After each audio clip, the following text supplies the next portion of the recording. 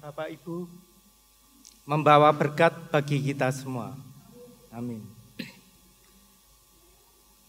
Ibadah pada pagi hari ini akan dilayani oleh Bapak Pendeta Legal Hendriawan SAG. Namun sebelumnya ada beberapa hal yang perlu kami sampaikan. Yang pertama, KPT Pokja katekisasi.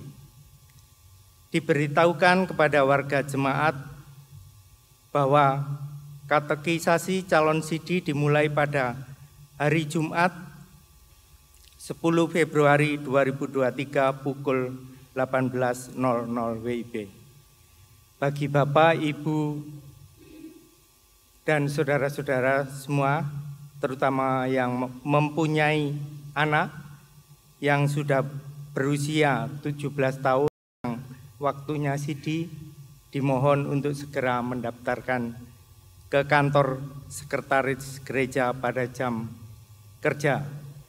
Paling lambat tanggal 2 Februari 2023. Yang kedua dari KPAR Pokja Anak. Pagi ini dilaksanakan ibadah Minggu Anak, jenjang batita sampai dengan madya. Dipersilahkan untuk Bapak Ibu mengajak putra-putrinya untuk mengantar bagi jenjang batita di ruang batita sebelah ruang gages, balita di ruang KPPM, pratama di ruang Markus, dan madya di ruang Matius. Yang ketiga, KPAR Pokja Remaja. Pada hari Sabtu dan Minggu tanggal 21 dan 22 Januari 2023 diadakan pembekalan bagi pengurus baru tahun 2023 di Villa Panderman Hill, Batu.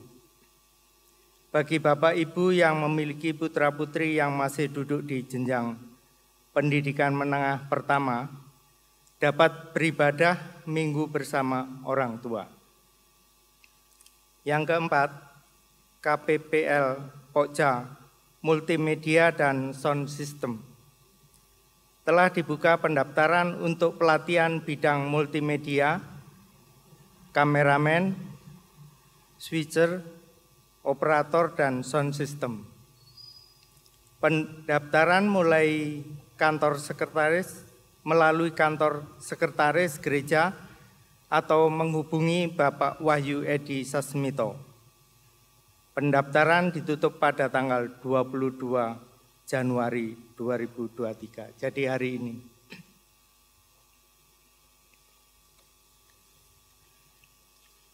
Bapak, Ibu, Saudara yang terkasih, kami undang untuk bangkit berdiri. Mari kita pujikan Kidung Ria 45, Semesta Bernyanyi.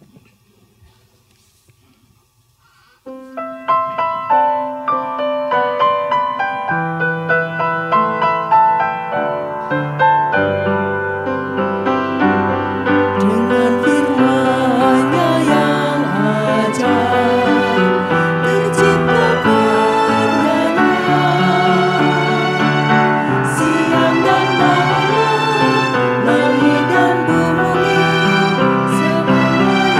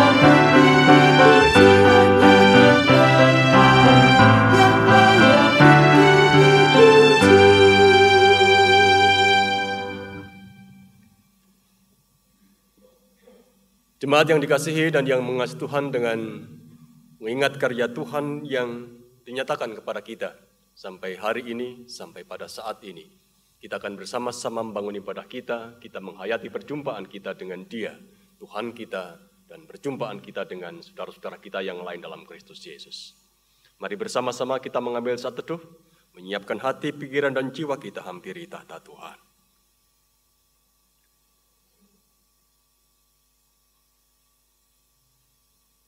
Kita kuduskan ibadah ini dengan satu pengakuan. Pertolongan dan keselamatan kita datangnya dari Tuhan Allah yang menciptakan alam semesta dengan segala isinya, yang tidak pernah meninggalkan pekerjaan tangannya, dan yang kekal kasih setianya. Salam damai dan sejahtera yang berasal dari Allah Bapa di dalam Tuhan Yesus Kristus, Anda bersama dengan saudara-saudara jemaatnya. Amin. Silakan duduk.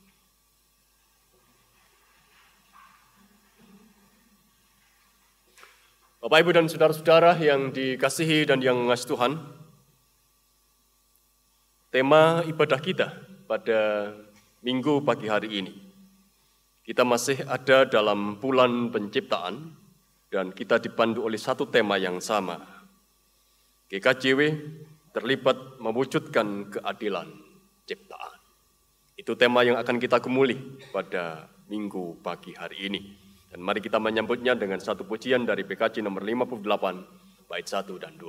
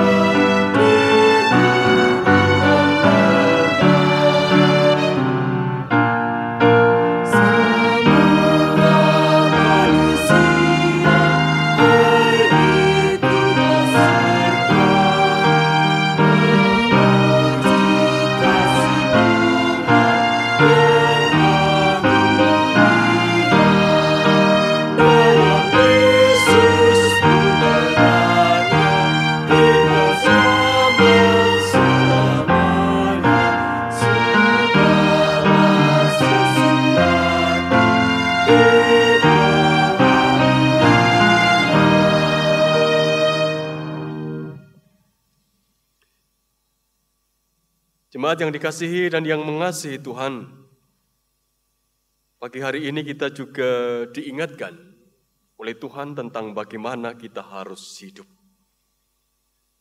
Kitab Kejadian pasal 1, ayat yang ke-28 mengingatkan kepada kita akan hal itu. Allah memberkati mereka, lalu Allah berfirman kepada mereka, "Beranak cuculah dan bertambah banyak. Penuhilah bumi dan taklukkanlah itu. Berkuasalah atas ikan-ikan di laut dan burung-burung di udara, dan atas segala binatang yang merayap di bumi." Kejadian pasal 1 ayat yang ke-28 sering dikatakan sebagai mandat kebudayaan atau mandat kultural. Tugas yang diberikan kepada manusia supaya manusia memelihara alam semesta, supaya manusia mencintai alam semesta, supaya manusia tetap ada untuk melakukan yang terbaik bagi alam semesta yang diciptakan oleh Tuhan dengan segala keindahannya. Itu adalah bagian dari tugas yang mendasar bagi kehidupan kita. Namun kita menyadari seiring dengan berkembangnya waktu, seiring dengan perkembangan kehidupan manusia dan dunia ini, saudara-saudara, tak jarang kita melupakan tugas itu. Kita bukan lagi menjadi pribadi-pribadi atau menjadi komunitas manusia yang memelihara dunia ini, memelihara ciptaan, tetapi justru kita merusaknya. Demi kepentingan kita, atau demi kepentingan kelompok, atau demi kepentingan pribadi, kita mengabaikan itu. Oleh karena itu, saudara-saudara, di bulan penciptaan ini, kita diingatkan akan tugas itu. Oleh karena itu, biarkanlah kita juga mengakui akan keterbatasan diri kita yang sering tak mampu untuk memelihara alam ciptaan Tuhan ini dengan sebaik-baiknya, sebagaimana mandat kultural yang diberikan kepada kita. Mari bersama-sama mengakui akan keterbatasan dosa kita di hadapan Tuhan di dalam doa, karena kita telah melakukan apa yang berbeda dengan apa yang menjadi kehendak Tuhan. Mari berdoa.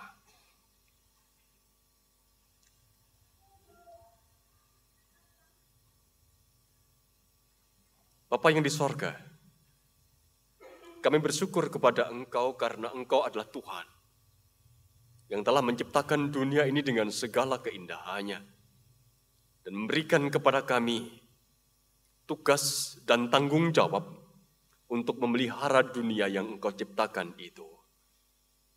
Sebagaimana kami hayati di dalam mandat kultural yang Tuhan berikan bagi kami, biarkanlah ya Tuhan, kami terus menyadari bahwa kami anak-anak-Mu ini harus bertanggung jawab atas kehidupan semesta ini. Kami bersyukur untuk tugas itu. Tapi kami juga menyadari ya Tuhan, betapa tidak mudahnya bagi kami untuk melakukan apa yang Engkau kehendaki itu. Sering dalam keterbatasan diri kami, dalam ketidakmampuan kami, di dalam kepentingan kami sebagai pribadi, ataupun juga sebagai kelompok masyarakat, kami mengabaikan apa yang menjadi firman-Mu. Kami tidak peduli dengan alam semesta ini, kami mengabaikan apa yang seharusnya kami lakukan di dalam hidup kami dengan melakukan apa yang baik. Engkau adalah Tuhan yang tahu apa yang sudah kami lakukan. Kami sering menyimpang dari apa yang menjadi ketetapan-Mu. Oleh karena itu perkenankan pada saat ini ya Tuhan, kami mengakui akan keterbatasan kami. Kami mengaku bahwa kami telah berdosa di hadapan Tuhan. Dan biarkanlah dengan pengakuan ini kami juga mohon kepada Tuhan supaya Tuhan mengampuni. Dan dengan pengampunan Tuhan kami layak untuk kembali melanjutkan apa yang Tuhan kehendaki atas kami. Mewujudkan apa yang baik bagi dunia ini dengan memelihara semesta. Kami percaya akan kebaikan Tuhan. Tuhan yang akan terus mendorong kami supaya kami boleh melakukan apa yang baik demi keutuhan semesta yang Tuhan ciptakan dengan segala kasih dan kebaikan itu. Kami mengungkapkan doa kami dalam nama Tuhan Yesus. Amin. Jemaat diundang untuk bangkit berdiri. Siapapun kita yang telah mengakui akan keterbatasan kita, mengakui dosa kita di hadapan Tuhan, Tuhan Sang Pengampun beritakan kepada kita berita pengampunan.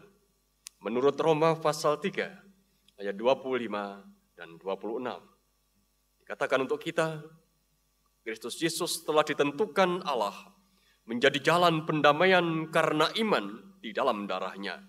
Hal ini dibuatnya untuk menunjukkan keadilannya, karena Ia telah membiarkan dosa-dosa yang telah terjadi dahulu pada masa kesabarannya.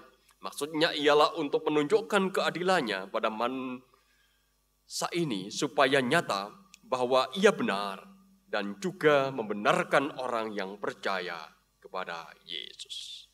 Dan seiring dengan berita pengampunan ini, saudara-saudara, mari kita kembali memuji Tuhan dari PKJ nomor 239, bait 1 dan 2.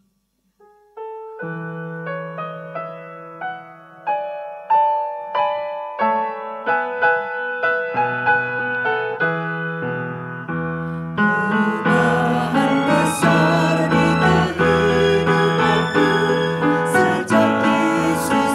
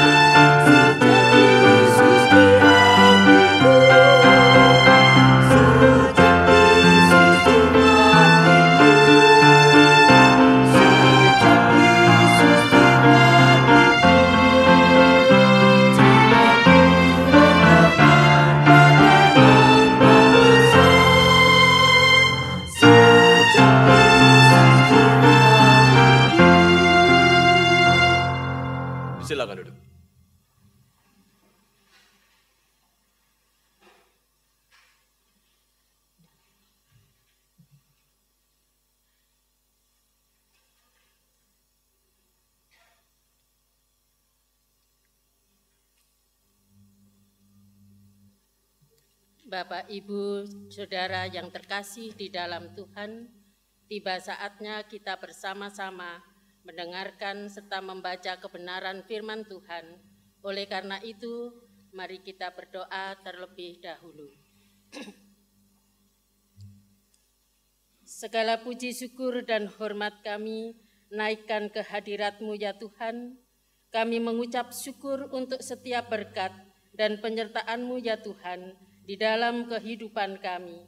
Hingga pada saat ini kami bersama-sama dapat berkumpul di tempat ini untuk membangun peribadatan. Jika sebentar lagi kami akan membaca kebenaran firman Tuhan, mampukan kami Tuhan untuk dapat mengerti apa yang Tuhan kehendaki di dalam kehidupan kami. Bapak Pendeta Legal yang akan mengejabarkan kebenaran firman Tuhan, kiranya Tuhan berkenan berikan roh hikmat sehingga apa yang akan disampaikan seturut dengan kehendak Tuhan. Berfirmanlah ya Tuhan, kami semua siap untuk mendengar, melakukan di dalam kehidupan kami. Dalam nama Tuhan Yesus kami berdoa. Amin. Sebelum kita membaca firman Tuhan, kita sambut firman Tuhan dengan pujian Kidung Jemaat nomor 59.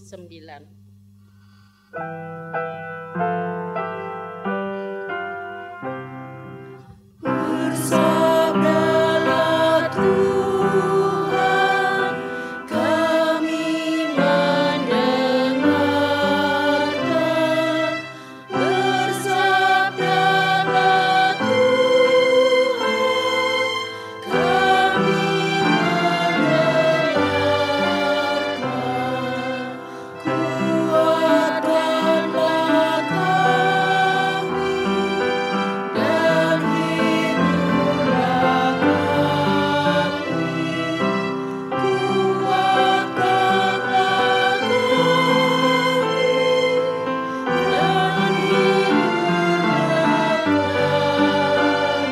kami. Firman Tuhan pagi hari ini terambil dari Yesaya pasal 9 ayat 1 sampai dengan 4. Demikian firman Tuhan. Bangsa yang berjalan di dalam kegelapan telah melihat terang yang besar. Mereka yang diam di negeri kekelaman, atasnya terang telah bersinar. Engkau telah menimbulkan banyak sorak-sorak dan sukacita yang besar. Mereka telah bersukacita di hadapanmu, seperti sukacita di waktu panen, seperti orang bersorak-sorak di waktu membagi-bagi jarahan. Sebab kuk yang menekankannya dan gandar yang di atas bahunya, serta tongkat si penindas telah kau patahkan, seperti pada hari kekalahan Midian.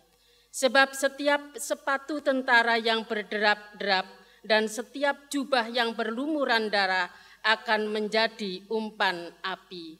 Demikian firman Tuhan.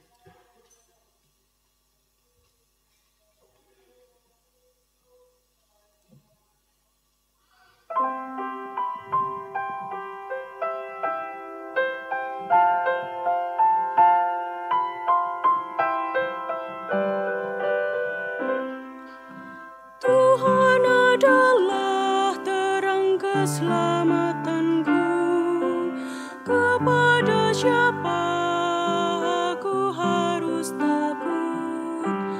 Tuhan adalah benteng hidupku, terhadap siapa aku harus gemetar.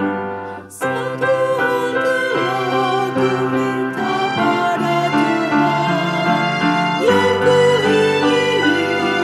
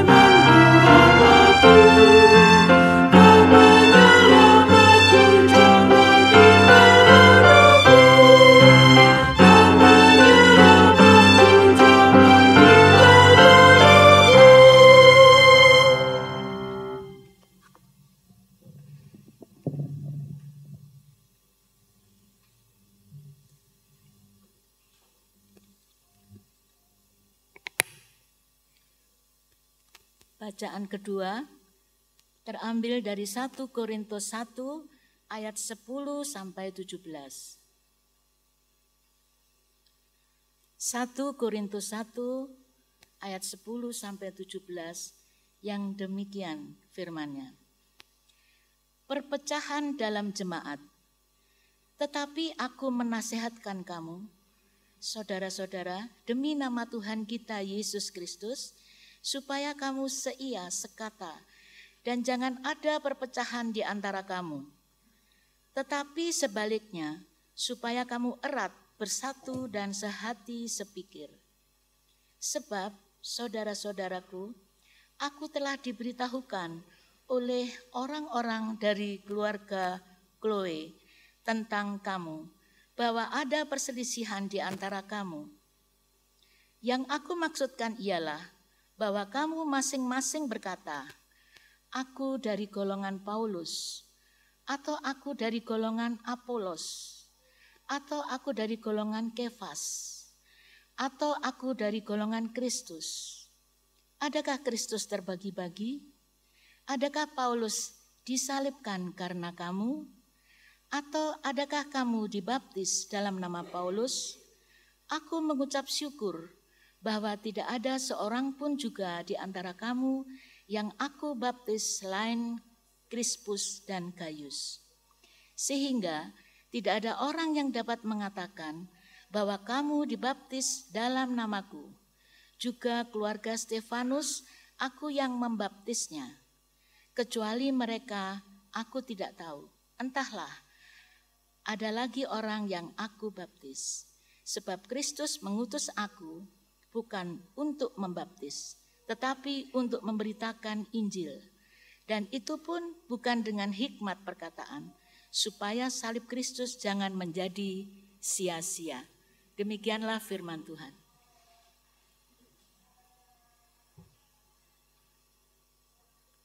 Inilah permulaan Injil Yesus Kristus.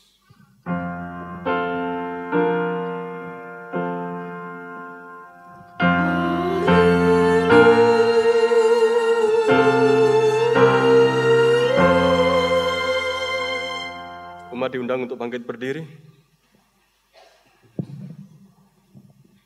Injil Yesus Kristus menurut kesaksian Matius pasal 4, ayat 12 sampai ayat yang ke-22. Tetapi waktu Yesus mendengar bahwa Yohanes telah ditangkap, menyingkirlah ia ke Galilea.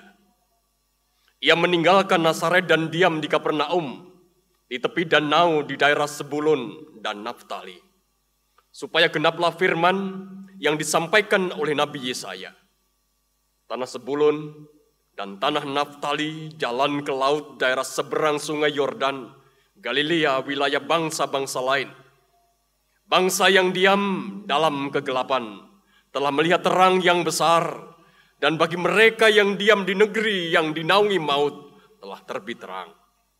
Sejak waktu itulah Yesus memberitakan, bertobatlah sebab kerajaan sorga sudah dekat. Dan ketika Yesus sedang berjalan menyusur danau Galilea, ia melihat dua orang bersaudara, yaitu Simon dan yang disebut Petrus dan Andreas saudaranya. Mereka sedang menebarkan jala di danau, sebab mereka penjala ikan.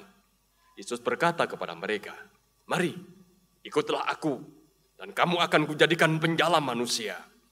Lalu mereka pun segera meninggalkan jalanya dan mengikuti dia. Dan setelah Yesus pergi dari sana, dilihatnya pula dua orang bersaudara, yaitu Yakobus, anak Zebedeus, dan Yohanes saudaranya, bersama ayah mereka, Zebedeus, sedang membereskan jala di dalam perahu. Yesus memanggil mereka, dan mereka segera meninggalkan perahu, serta ayahnya, lalu mengikuti dia.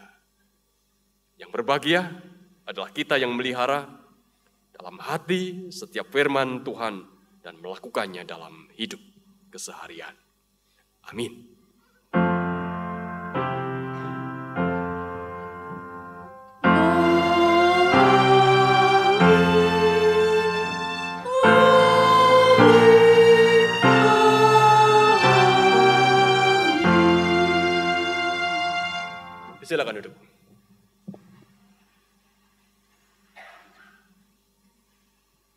Selamat pagi Bapak Ibu dan saudara-saudara. Dengan sukacita kita membangun ibadah kita pada pagi hari ini.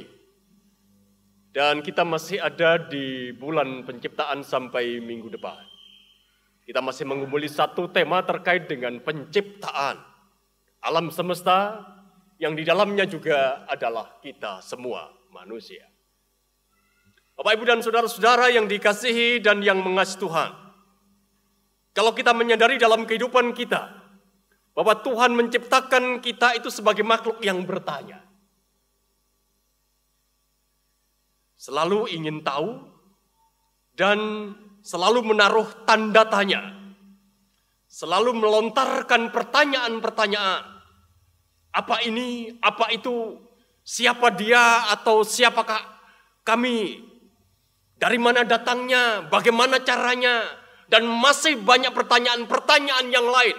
Yang itu selalu ada di dalam kehidupan kita karena kita adalah manusia yang diciptakan oleh Allah sebagai makhluk yang bertanya. Oleh karena itu, Google, kita sering menyebutnya Mbah Google, itu menjadi jawab atas kebutuhan kita ini kan. Kita bisa bertanya apa saja melalui Google. Kita bisa mencari tahu tentang apa yang ada di benak kita, tentang apapun juga melalui Google itu. Google begitu menjawab pertanyaan kita karena kita adalah makhluk yang bertanya di dalam kehidupan kita. Dan sesungguhnya kita juga menyadari di dalam kehidupan kita. Kita ini hidup dalam rangka menjawab pertanyaan-pertanyaan itulah. Bahkan juga kita bisa mengatakan bahwa dalam rangka menjawab pertanyaan-pertanyaan yang ada di dalam diri kita, yang ada dalam benak kita itulah sebenarnya hidup kita ini bertumbuh dan berkembang. Jadi seiring dengan perjuangan kita, menjawab pertanyaan-pertanyaan yang timbul di dalam diri kita, itulah kehidupan kita terus bertumbuh, kehidupan kita terus berkembang, kehidupan kita terus beranjak maju dan terus berjalan ke depan. Namun demikian Bapak Ibu dan saudara-saudara yang dikasihi dan yang mengasihi Tuhan. Ada satu pertanyaan penting yang kita semua manusia selalu bergumul untuk menjawabnya. Pertanyaan dengan tanda tanya paling besar di dalam kehidupan kita. Pertanyaan yang sangat mendasar dan menentukan segala-galanya di dalam kehidupan kita. Yaitu pertanyaan tentang siapakah aku? Mengapa dan untuk apa aku ada di dunia ini? Inilah sebenarnya pertanyaan mendasar di dalam kehidupan kita. Yang setiap orang terus berusaha untuk menjawabnya, untuk menemukan jawaban atas pertanyaan ini. Dan setiap orang pasti bergumul dengan pertanyaan ini. Dan sejujurnya, di dalam perjalanan kehidupan kita menghabiskan banyak waktu, kita menghabiskan banyak tenaga dalam melakukan banyak hal demi menjawab pertanyaan mendasar ini. Siapakah aku? Mengapa kita harus menjawab pertanyaan ini? Sesungguhnya Bapak Ibu dan saudara-saudara yang dikasihi dan yang mengasihi Tuhan, selalu akan timbul persoalan, selalu akan timbul pergumulan di dalam kehidupan kita. Apabila kita belum menemukan jawaban atas pertanyaan siapakah aku itu, selalu saja akan ada pergumulan. Jika kita belum mampu menjawab pertanyaan siapakah aku. Segala sesuatu yang kita lakukan di dalam kehidupan kita di dunia ini, saudara-saudara, bisa saja itu kemudian menjadi percuma, bisa saja kemudian itu menjadi hampa, bisa saja itu kemudian menjadi tidak bermakna apa-apa. Selama kita belum menemukan jawaban atas pertanyaan, siapakah aku? Karena pertanyaan ini adalah pertanyaan yang mendasar bagi kita semua. Aristoteles, seorang filsuf Yunani kuno itu pernah mengatakan begini, mengenali diri sendiri itu adalah induk dari segala pengetahuan. Mengenali diri itu adalah induk dari segala pengetahuan. Pernyataan yang diungkapkan oleh Aristoteles ini saudara-saudara, sesungguhnya menegaskan kepada kita bahwa pertanyaan siapakah aku itu menjadi hal yang sangat mendasar, hal yang sangat penting di dalam kehidupan kita.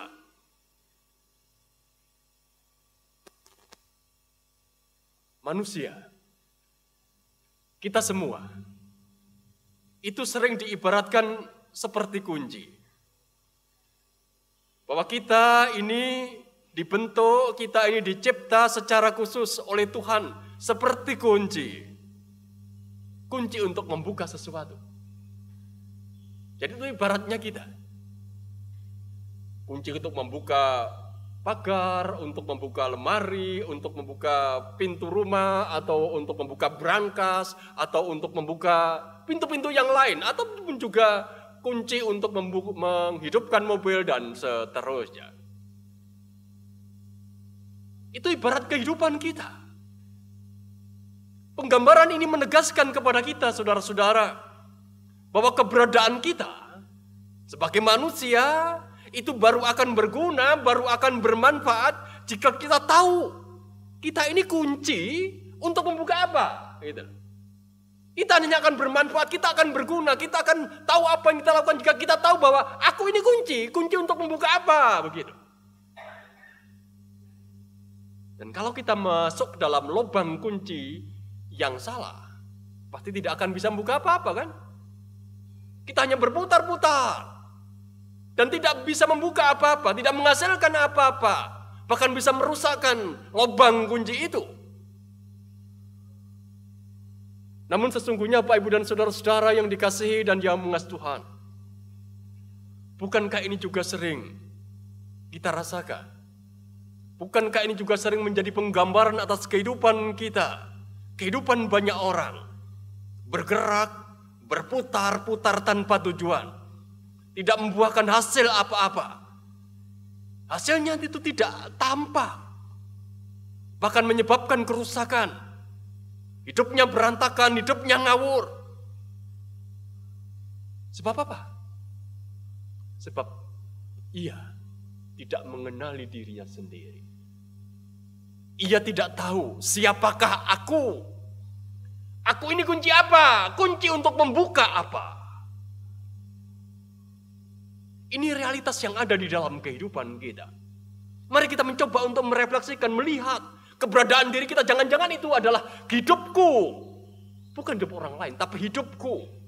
Karena aku belum tahu siapakah aku. Aku belum mengenal siapakah diriku sendiri. Namun memang saudara-saudara, kalau kita berbicara tentang mengenali diri sendiri, memang itu bukan perkara yang mudah kan? Bukan perkara yang mudah. Karena di sekitar kita itu ada banyak godaan.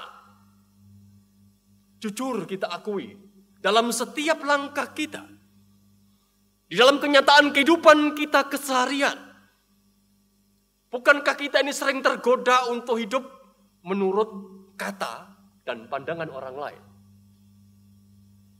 Kita ini suka hidup menuruti apa yang dikatakan orang lain, apa yang diinginkan oleh orang lain, apa yang menjadi opini, apa yang menjadi ekspektasi dari masyarakat yang mana kita hidup di dalamnya. Kamu harus lakukan ini. Kamu harus menjadi populer. Kamu harus menjadi nomor satu. Kamu harus menjadi orang yang kaya. Kamu harus menjadi pribadi yang seperti ini. Supaya apa? Supaya engkau dikenal. Supaya engkau tenar. Supaya engkau dihargai. Itulah ekspektasi. Harapan masyarakat. Itu opini yang ada dalam kehidupan masyarakat. Bukankah kita sering hidup menuruti itu? Dan karena kita sering hidup menuruti itu, saudara-saudara, kemudian kita tenggelam dalam opini, dalam ekspektasi masyarakat itu. Dan kemudian kita tidak sempat bertanya. Tidak sempat menjawab pertanyaan, siapakah aku? Siapakah sesungguhnya aku? Kita tidak sempat untuk menjawab pertanyaan itu. Oleh karena itu, Bapak Ibu dan saudara-saudara yang dikasihi dan yang mengasihi Tuhan, pada pagi hari ini, mari perhatikan kehidupan seorang yang paling sempurna di muka bumi. Dan itu adalah kehidupan Tuhan kita Yesus Kristus. Kehidupan Yesus. Kita akan belajar tentang siapakah aku dari kehidupan pribadi yang menjadi tolak ukur atas kehidupan kita, yang menyelamatkan hidup kita, yaitu Tuhan kita Yesus Kristus. Ketika Tuhan Yesus itu mulai berkarya, Bapak, Ibu, dan saudara-saudara yang dikasihi dan yang mas Tuhan, kita menyadari bahwa dia adalah pribadi yang dikelilingi oleh banyak opini. Ia dikelilingi oleh banyak penilaian, dikelilingi oleh banyak harapan, banyak ekspektasi dari masyarakat di mana dia mulai berkarya. Bukankah begitu? Bahkan ada orang yang ingin menjadikan Yesus sebagai raja bagi kehidupan mereka. Artinya bahwa hidup Yesus pada saat itu sudah dikelilingi oleh opini, oleh ekspektasi, oleh harapan yang ada di sekitarnya, yang itu ada dalam kehidupan masyarakat. Karena pada saat Tuhan Yesus menjadi tokoh yang populer, kan?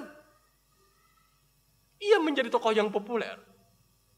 Penyingkirannya ke Galilea, kalau kita perhatikan dalam bacaan kita, Bapak, Ibu, dan saudara-saudara, di dalam ayat yang ke-12, menjadi indikasi bahwa sesungguhnya dia itu adalah pribadi yang populer.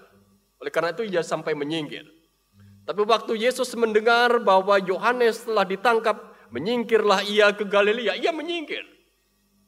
Karena ia tahu bahwa dirinya dikenal oleh banyak orang, termasuk juga dikenal oleh pemimpin-pemimpin negara pada saat itu. Dia menjadi pribadi yang populer. Sebagai tokoh yang populer, saudara-saudara, pada saat itu, bayangkanlah bahwa dia adalah tokoh yang populer.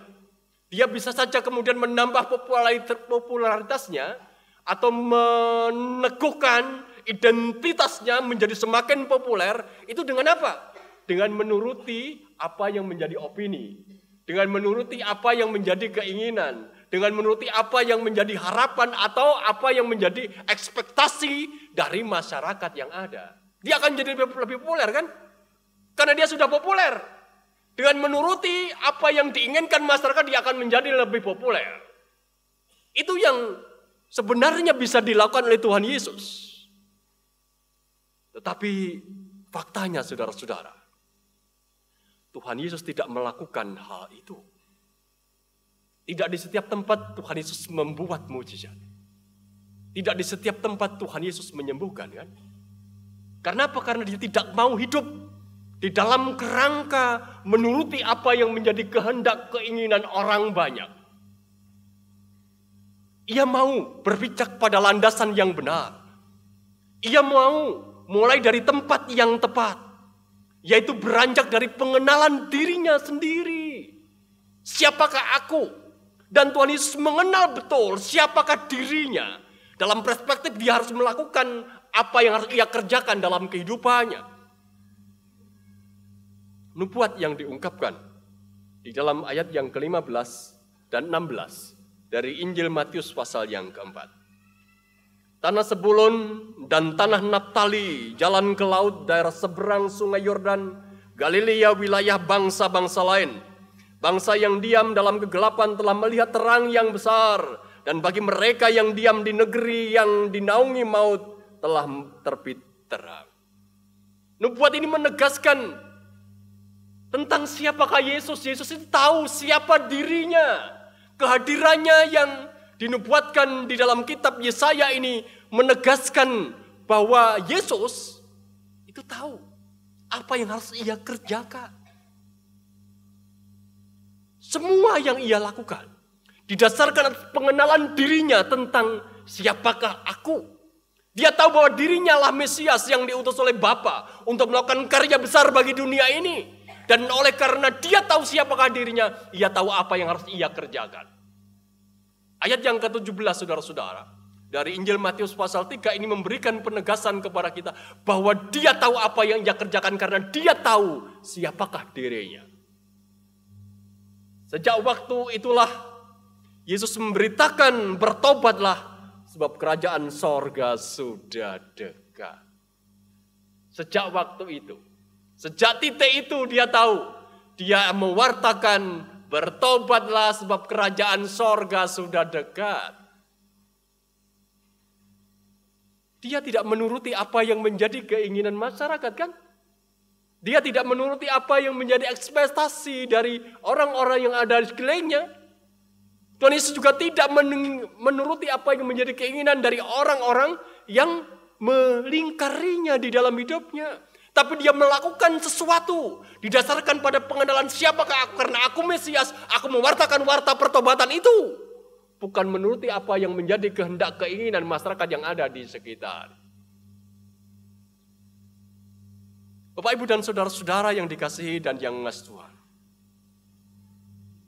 Apa yang dikerjakan oleh Tuhan Yesus itu menjadi acuan, menjadi pedoman untuk kehidupan kita. Sebab Tuhan itu menghendaki kita untuk memulai dan menjalani hidup dari titik yang benar. Jika kita ini adalah kunci, kita perlu tahu kita ini adalah kunci untuk membuka apa. Saya perlu masuk lubang kunci yang mana supaya langkah hidup kita itu benar dan menjadi berkat.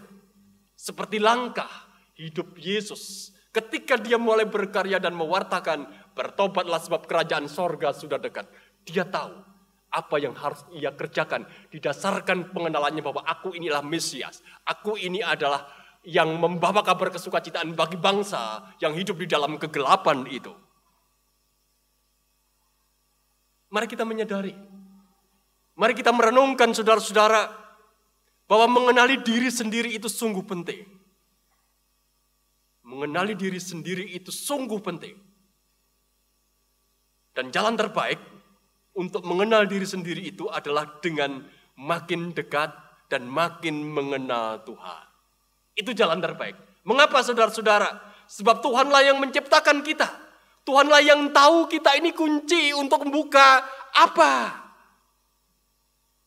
Oleh karena itu semakin kita dekat, semakin kita mengenal Tuhan, semakin kita akrab dengan firman-Nya, maka kita akan semakin dimampukan untuk mengenali diri kita.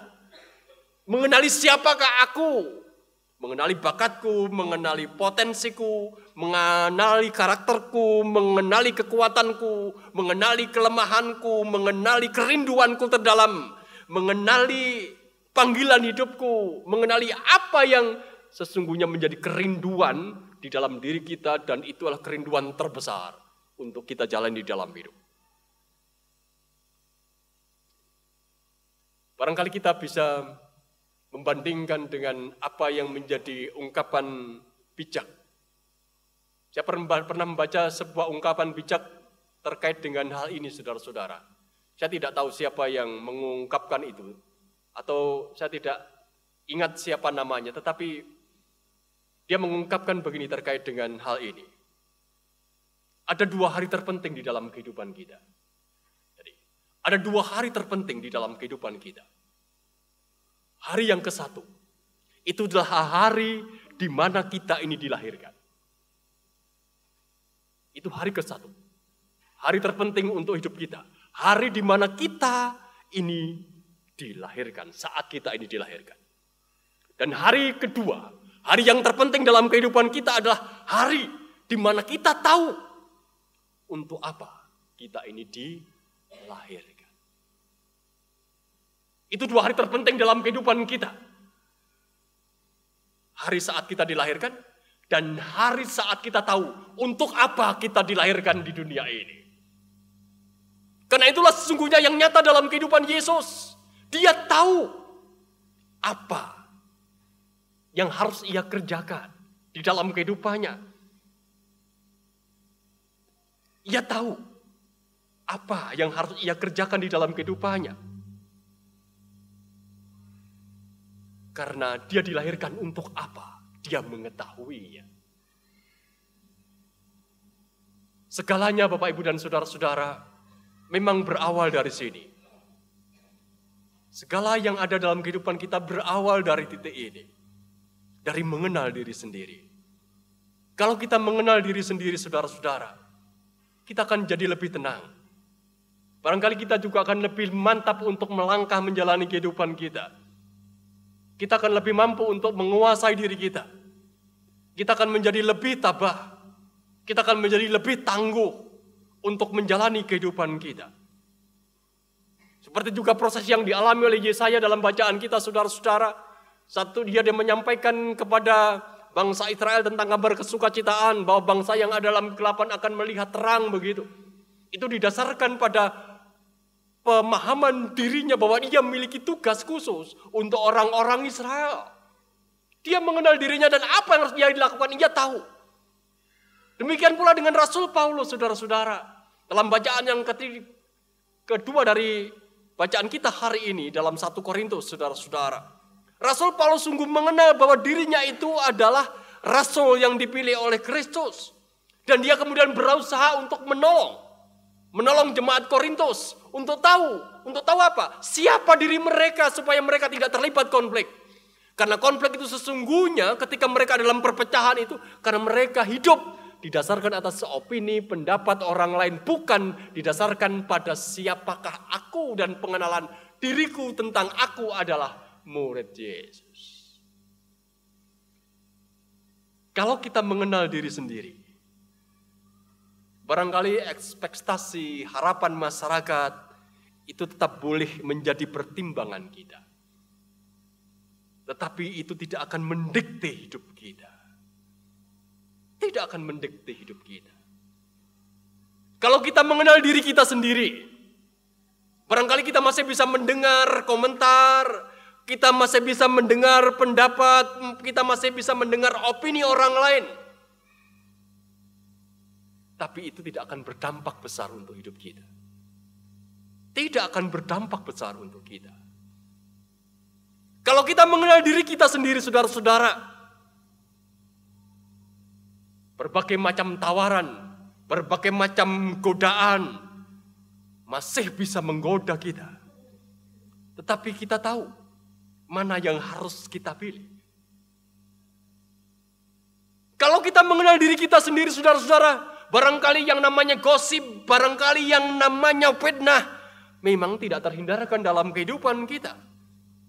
Tapi itu tidak akan memusingkan diri kita. Karena apa? Kita tahu siapakah kita, siapakah aku. Itu tidak akan memusingkan kita sekalipun opini, pendapat, penilaian, gosip, dan terusnya ada di sekitar kita. Tidak akan memusingkan kita karena kita tahu siapakah aku. Seperti juga yang terjadi di kehidupan Yesus kan. Dia berjalan terus. Melakukan apa yang menjadi kehendak Bapaknya karena dia tahu siapakah dirinya yang diutus oleh Bapaknya untuk menyelamatkan dunia ini. Dia tidak terpengaruh oleh opini-opini, pendapat-pendapat yang ada di sekitar dirinya. Oleh karena itu, pada akhirnya saya ingin mengajak kepada kita semua. Mari kita selalu bertanya dalam hidup kita. Siapakah aku? Siapakah aku? Selalu bertanyalah itu. Dan selalulah untuk mencari jawab. Dan percayalah bahwa Google tidak akan mampu menjawab pertanyaan ini. Mbah Google tidak akan mampu menjawab pertanyaan ini. Yang mampu menjawab pertanyaan ini hanya Tuhan. Yang di dalamnya kita hidup dekat dengan Dia. Karena Dialah yang menciptakan kita. Oleh karena itu mari kita mencari tahu. Kita mencoba untuk menemukan Tuhan. Supaya kita tahu siapakah aku. Dan kita yang sudah tahu, teruslah memperdalam. Makin dalam mengenal aku. Supaya kita boleh melakukan apa yang benar, dalam pijakan yang benar, dalam kehidupan kita. Dan maksud juga ketika harus kita mewujudkan tema kita, mewujudkan keadilan ciptaan, KJW yang mewujudkan keadilan ciptaan itu hanya bisa kita lakukan jika kita tahu peran kita, dan kita tahu siapakah aku, dan apa yang harus aku lakukan di dalam kehidupan. Mari Bapak Ibu dan saudara-saudara, aku adalah misteri. Bertanyalah tentang siapa aku dan cari jawab siapakah aku, supaya kita bisa menjawab itu dan melakukan apa yang benar, titik pijak yang benar, menjalani hidup yang Tuhan berikan. Amin. Saat teduh untuk kita.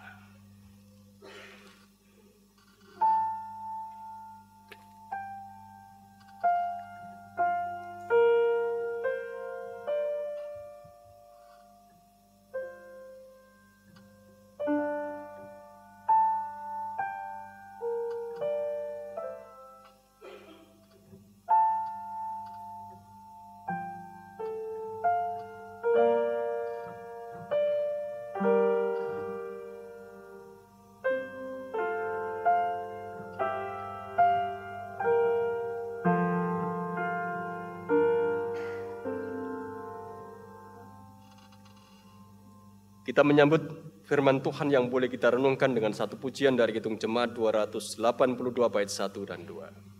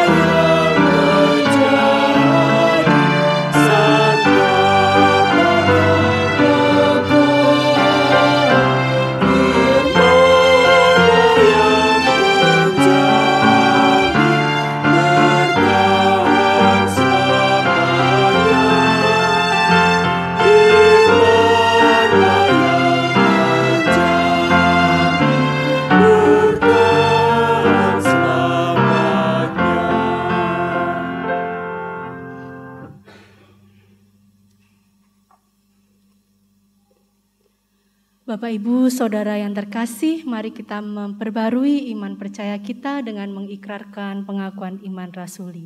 Kami undang Bapak, Ibu, Saudara untuk bangkit berdiri. Pengakuan iman rasuli. Aku percaya kepada Allah, Bapa yang Maha Kuasa, langit dan bumi, dan kepada Yesus Kristus, Anaknya yang tunggal Tuhan kita, yang dikandung daripada Roh Kudus, lahir dari anak darah Maria, yang menderita di bawah pemerintahan Pontius Pilatus, disalibkan, mati dan dikuburkan, turun dalam kerajaan maut. Pada hari yang ketiga, bangkit pula dari antara orang mati, naik ke sorga, duduk sebelah kanan Allah Bapa yang Maha Kuasa, dan akan datang dari sana untuk menghakimi orang yang hidup dan yang mati. Aku percaya kepada Roh Kudus, gereja yang kudus dan am, persekutuan orang kudus, pengampunan dosa, kebangkitan daging, dan hidup yang kekal. Amin. Dipersilahkan duduk kembali.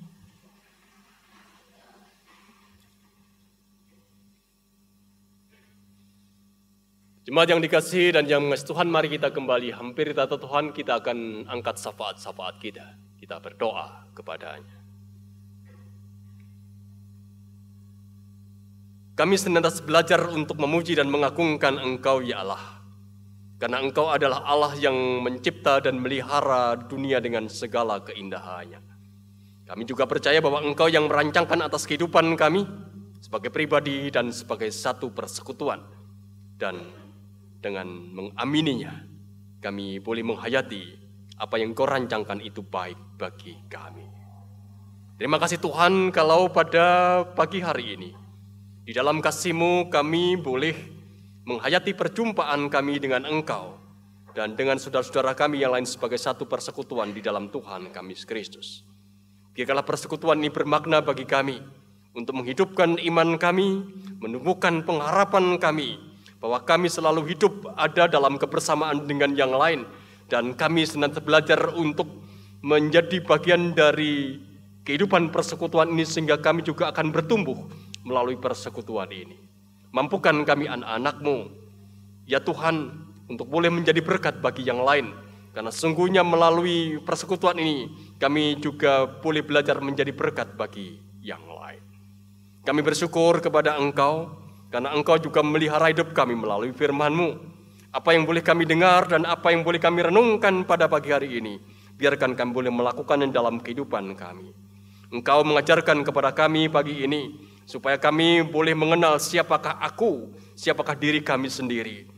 Lebih dari itu, Engkau mengajarkan kepada kami supaya kami boleh dekat dan kenal dengan Tuhan.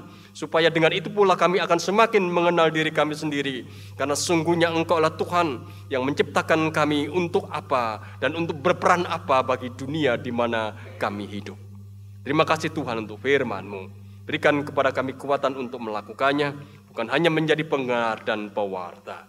Kami juga berdoa pada saat ini, membawa dalam doa ini untuk kehidupan gereja Tuhan, gereja Senjawetan, terutama ketika kami menghayati akan bulan penciptaan di bulan Januari ini. Mampukan kami untuk terus berkarya demi pemeliharaan Tuhan atas dunia ini melalui kehidupan kami, supaya dunia ini tetap ada dalam keseimbangan dan apa yang baik tetap boleh kami saksikan.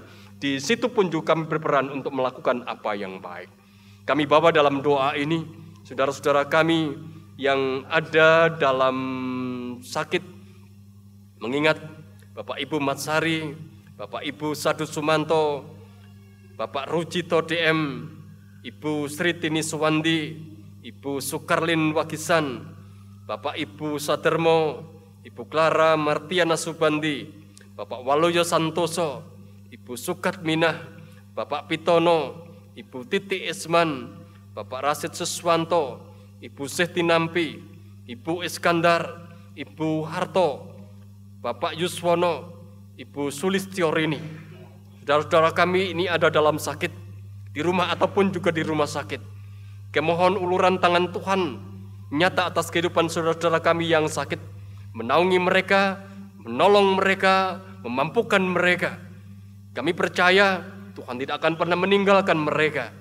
Dan biarkanlah mujizat Tuhan akan nyatakan untuk saudara kami yang sakit ini, supaya mereka dipulihkan. Tapi lebih dari itu Tuhan, kami percaya bahwa pemulihan itu adalah dari Engkau.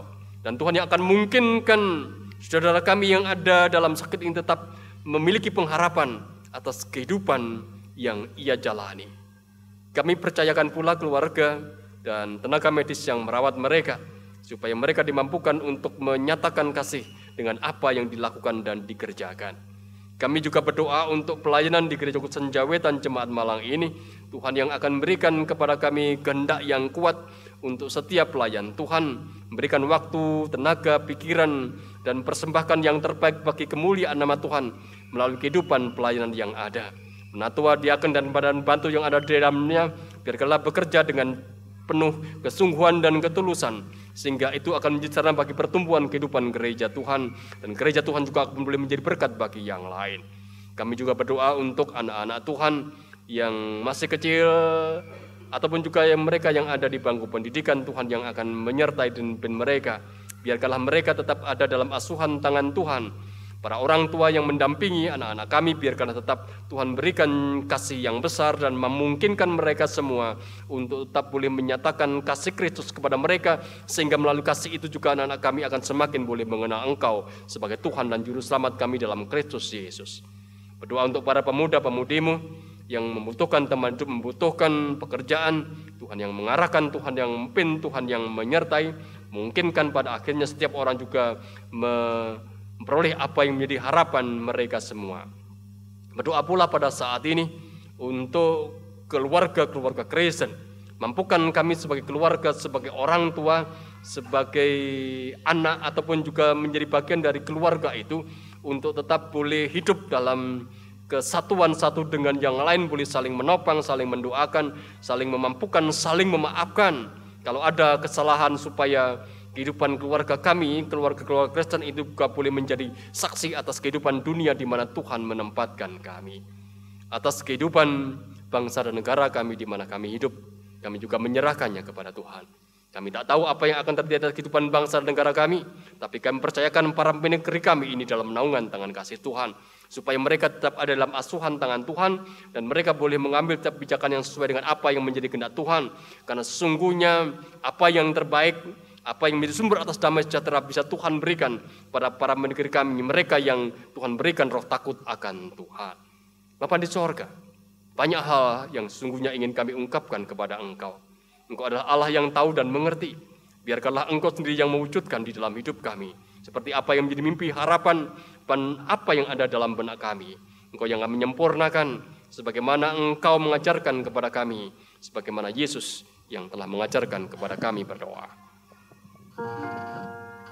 Bapa kami yang di surga, dikuduskanlah namamu, datanglah kerajaanmu, jadilah kehendakmu di bumi seperti di surga. Berikanlah kami pada hari ini makanan kami yang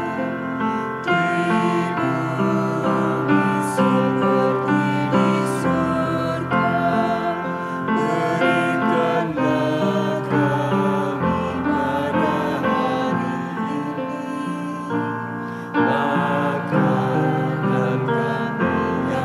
ampunilah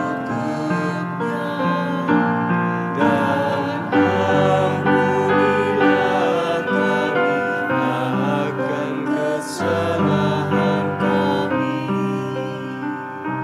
seperti kami juga mengampuni orang yang bersalah kepada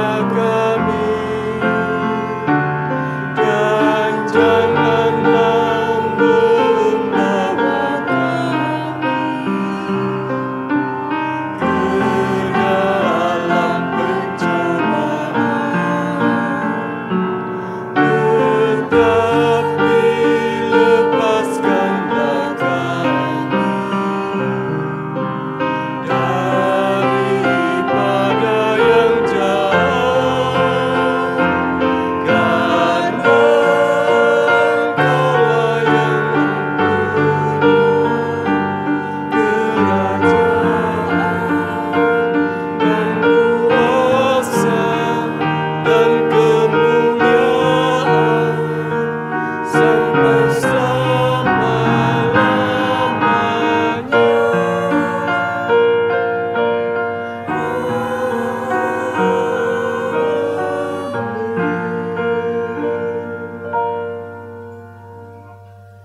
Bapak Ibu, saudara yang terkasih dalam nama Tuhan, tiba saatnya kita akan mempersembahkan,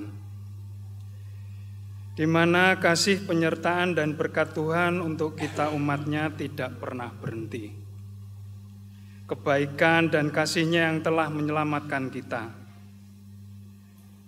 Karena kebaikannya itu, marilah kita mengucapkan syukur dan kita wujudkan dalam persembahan kita. Sebagai dasar dalam kita mempersembahkan ada firman Tuhan yang terambil dari 2 Korintus pasal 8 ayat 2 yang demikian firman-Nya. Selagi dicobai dengan selagi dicobai dengan berat dalam pelbagai penderitaan, sukacita mereka meluap, dan meskipun mereka sangat miskin, namun mereka kaya dalam kemurahan. Mari Bapak Ibu, kita mempersembahkan persembahan yang sudah kita siapkan sambil memuji dari NKB saat 128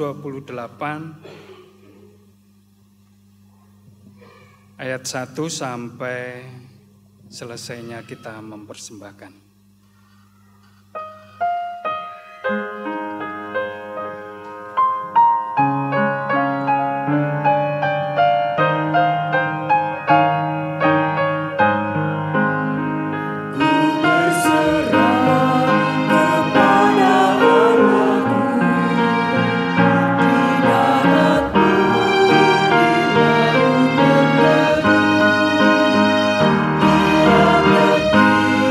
Di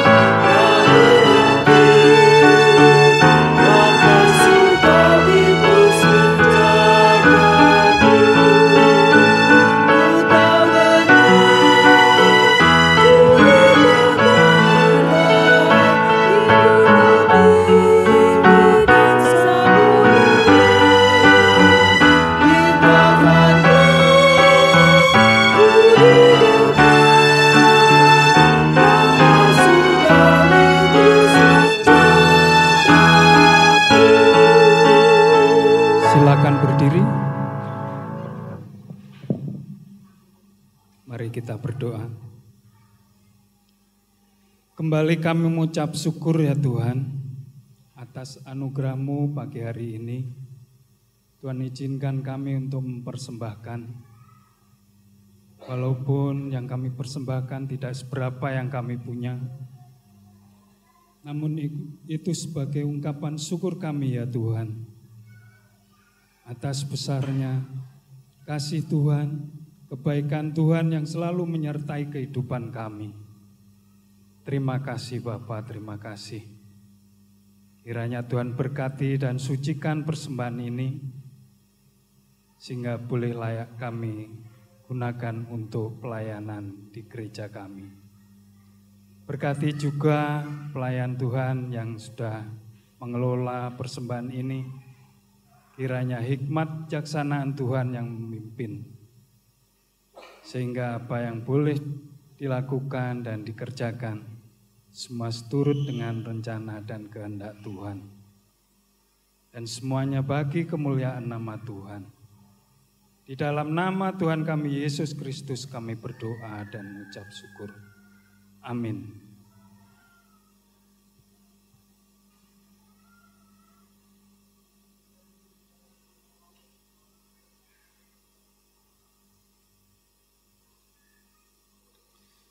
Saudara-saudara, mari kita undur dari pertemuan ibadah kita. Kita akan kembali dalam kehidupan keseharian kita. Ingatlah bahwa engkau diutus. Diutus mewartakan kabar kesukacitaan bagi dunia. Diutus mewartakan Injil. Jadi beritakanlah Injil sebagaimana Yesus yang mewartakan berita pertobatan. Berangkatlah dan bertolak dari apa yang benar dengan pengenalan siapakah aku. Dan belajarlah untuk mengenal Dia, karena Dialah yang tahu siapakah aku. Puji Tuhan, haleluya.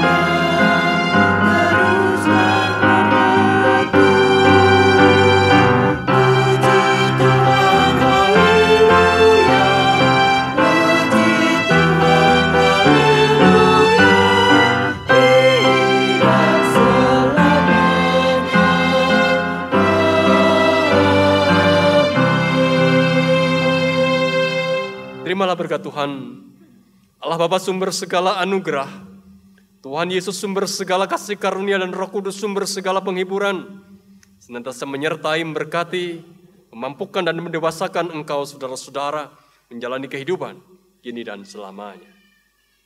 Amin.